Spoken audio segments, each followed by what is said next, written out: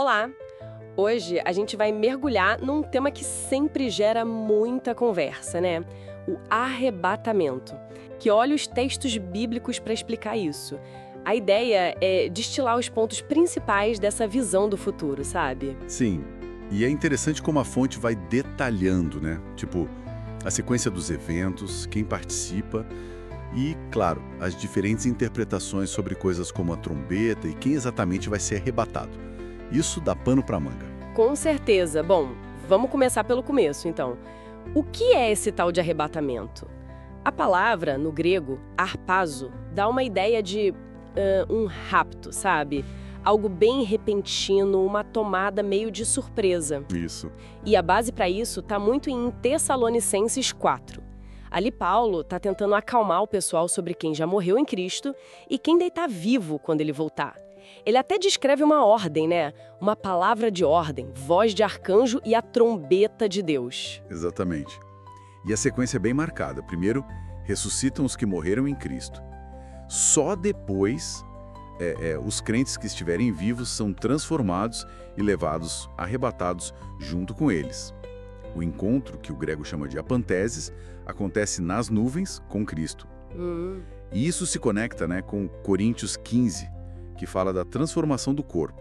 O corruptível vira incorruptível. E também com João 14, quando Jesus promete voltar para levar os seus. Ele usa paralambano ali, que é tipo levar consigo para casa. Faz sentido, mas quando a fonte deixa bem claro que a data ninguém sabe. Até cita aquele caso do William Miller lá no século XIX. Ah, sim, o grande desapontamento. Isso, que marcou a data e, bom, não aconteceu.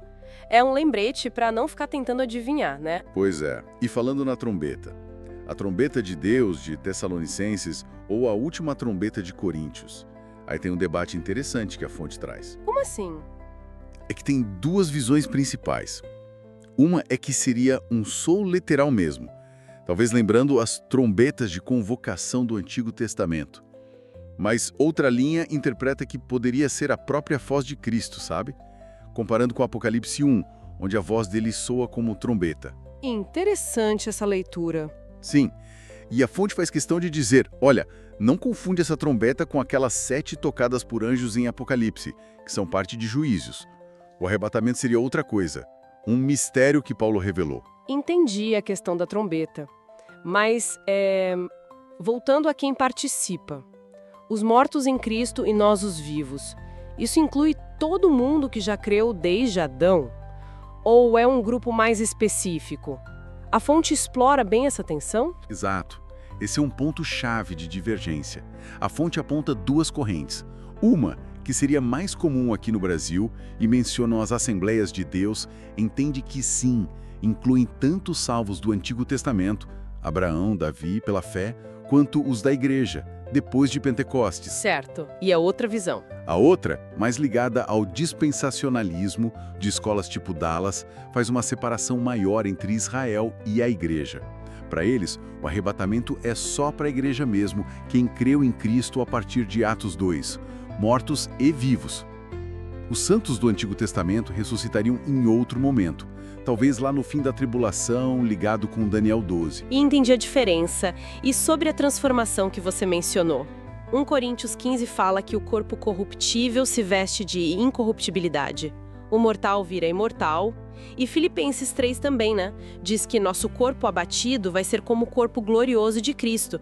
É uma imagem bem uau. Totalmente. É visto como o ponto final da salvação, a glorificação. Paulo até diz em Romanos 13 que ela está mais perto agora do que quando cremos. É a santificação total.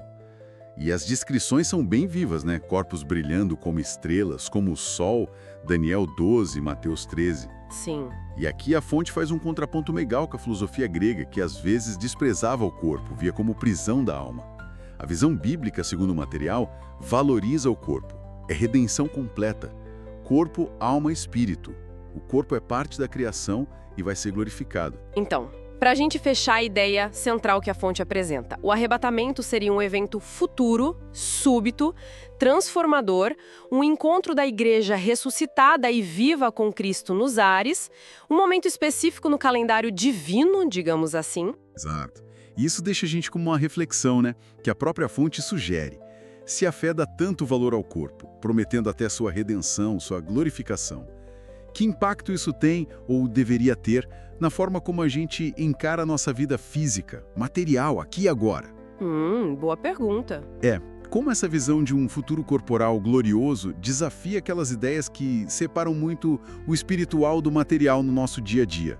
Fica aí para pensar, né?